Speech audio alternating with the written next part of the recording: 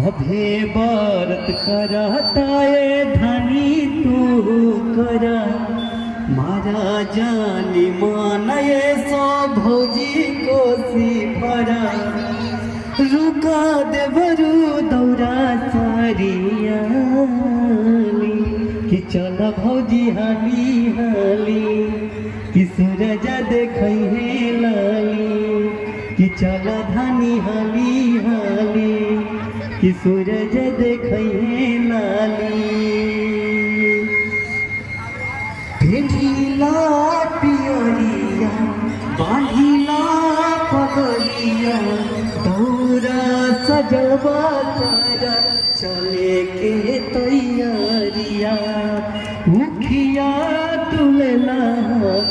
तू चाल साथे साथे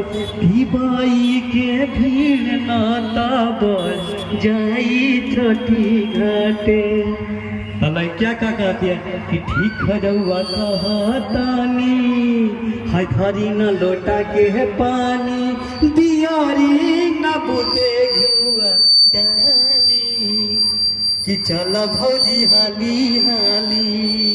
कि सूरज देखै हे लाली कि चल धानी हाली हाली ले लाया रखत लावा ध्यानमा भाग्य तारा सान परसन होई मानमा छठ के बरतिया भाई हर छठ के बरतिया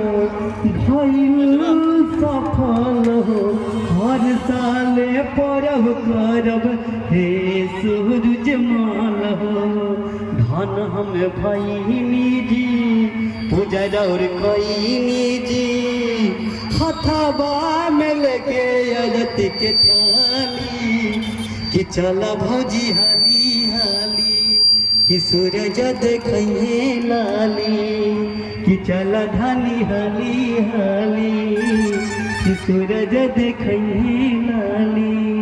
बोलिए छठी माता की। भैया टाइम ज्यादा हो रहा है।